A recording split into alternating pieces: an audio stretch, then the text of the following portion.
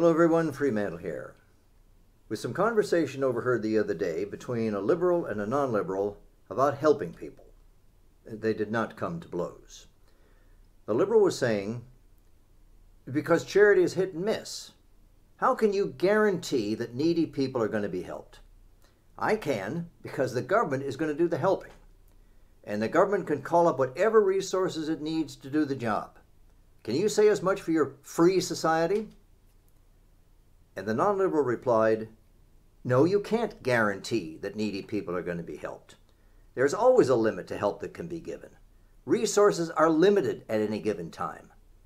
Whether a given problem, not to mention all the problems that needy people have, can be cleared away by the welfare state remains to be seen. Well, liberal government can at least guarantee to do something, because it mandates.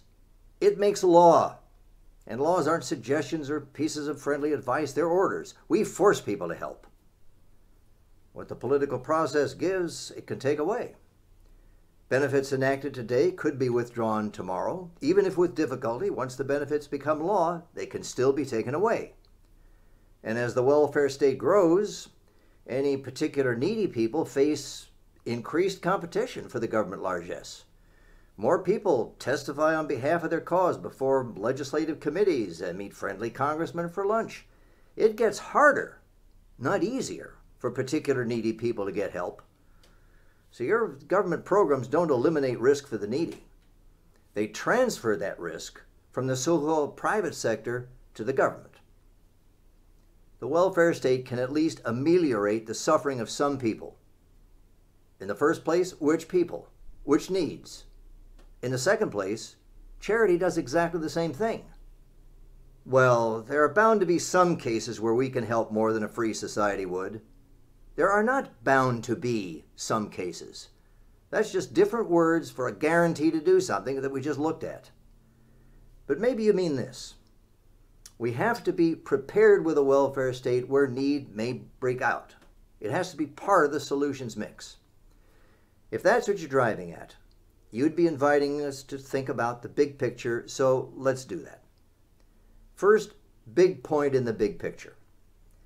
Whatever the welfare state has done to help needy people, it pales to transparency against what capitalism has accomplished in creating and spreading wealth. Of course, I'm talking about the elements of capitalism that have been at work in the world. Capitalism has changed the human situation for the incomparably better. It has made poverty and its ills the exception, rather than an unchangeable fact of life for the human species. You partly credit technology for the improvement of human life in the modern world, past 500 years or so. And you're right to do that, rightly so. But technology is the product of the activities that make up capitalism. In that sense, technology is a product of capitalism, one form that capitalism takes.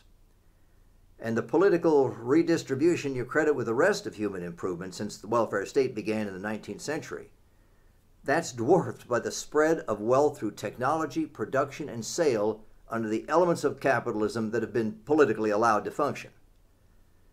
Whatever else is done to help needy people, the one thing we absolutely must not do is hamper capitalism.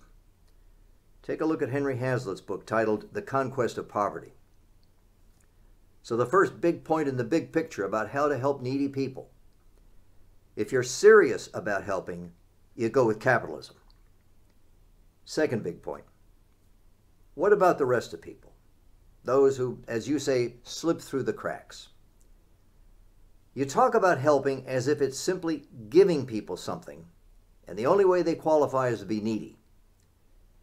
But we can approach the problem another way, and suddenly the needy person can have many more opportunities than he has if he's only needy. We can take neediness as an occasion for helping, for which a needy person might then qualify in lots of ways. A student who's poor, for example. He's poor, that's an occasion for helping him. Then he could qualify for help because he has good grades or a recommendation from some notable person, or he'd been an asset to the football team. More opportunities than if all that counts is that he's needy. You haven't mentioned loans, a whole additional basis for giving help to people. But let's say people still slip through. In a free society, people who want to see needy people helped and who are willing to do some of the helping look at the needs of needy people as an entrepreneurial opportunity, the same as any other unsatisfied need or desire is. People who want to help could donate to charity, sure. But more significantly, they could turn entrepreneur. They could start businesses or hire professional entrepreneurs to start them. The proceeds would go to the needy. This scenario actually played out in recent years in various poor countries through so-called microfinancing, has impressed liberal news outlets as a remarkable new phenomenon. That's because they don't understand capitalism. They're only seeing here, in micro scale, the capitalism that has made poverty an exception rather than an unchanging fact of life for the human species. So, second big point about helping. In a free society, needy people are an entrepreneurial opportunity. The entrepreneurial spirit comes to their aid in a free society. I can see some benefits of capitalism. It can produce a lot. But to make sure that people are helped, we need welfare state government to direct the distribution of what's produced. A public-private partnership in which the government is going to be the senior partner, right? It'll be overall in charge. Then the arrangement is not capitalism, whose benefits you recognize. In capitalism, business and state are separated in the same way we separate church and state, and for the same reasons, as Ayn Rand remarks.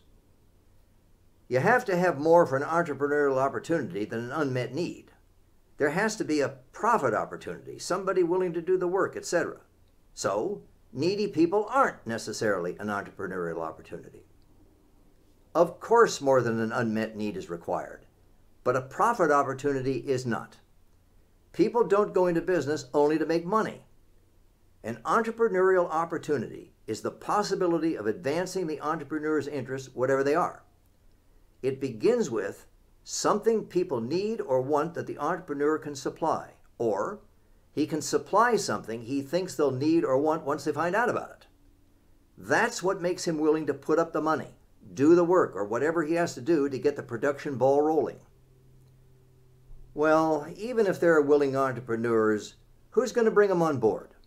Suppose people don't want to help.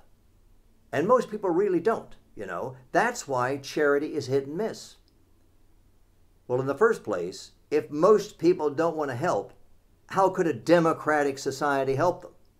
In a democracy, the voting majority gets its way. In the second place, it's not necessary to want to help in order to help. H.G. Wells is said to have remarked that cancer wasn't going to be cured by people crying about suffering humanity, but by people curious about how cells work.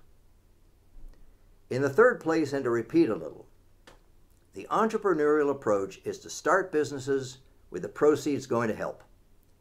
Here, most people could be utterly indifferent to helping and focused entirely on the product, whether as business people or as customers. Other people would undoubtedly want to help just for its own sake. So two interests in the picture here.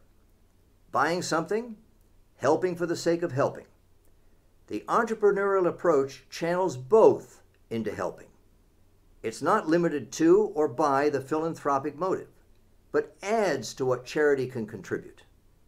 And driving capitalism, entrepreneurial activity is in principle limitless in the wealth it can generate, the same as capitalism is. You said that capitalism has made poverty the exception rather than an unchanging fact of life for human society.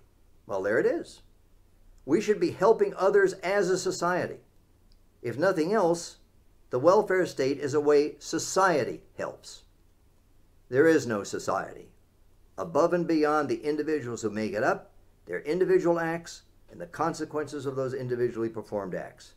But now you're talking about who helps, not about the means of helping, which is what we're discussing. Your proposition is beside the point. Well, even if everything you say is true, in America now, at this time and this place, our liberal helping institutions are in place and they function on a scale and in a variety that tower over everything else.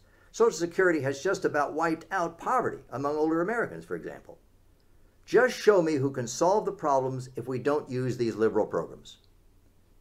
True enough, there's not much to show today, since for nearly 100 years Americans have had no approach to solving social problems except to call on the government, to go back no further than the 1930s. We shouldn't expect to find major efforts outside government today. Also true, some old people didn't have a retirement income before Social Security or blanket medical coverage before Medicare. But we didn't have capitalism then either, only elements of it. So government programs like Social Security and Medicare that save the day aren't enough to win you a presumption that the welfare state will do a job superior to capitalism where people deserve help. That presumption is the focus of our discussion. You and I are comparing two methods of helping, the welfare state and the helping arrangements of a free society. I'm serious enough about helping to get down to basic concepts and principles. The nature of capitalism, entrepreneurship, help distinguished from intention to help, as in the H.G. Wells comment about cancer, and so on. Serious enough to think in such terms about helping. Are you? It was getting late, so the liberal and the non-liberal adjourned, so end of discussion. This is my take on their conversation. There are only two morally acceptable ways of helping needy people: willing and voluntary philanthropy or charity, and creating new wealth, some or all of which winds up with needy people. Creating new wealth, which turns the helping problem into one of starting and running businesses, is in principle far more powerful than direct charity. Creating new wealth far outruns the welfare state in the good it can do and has done for needy people.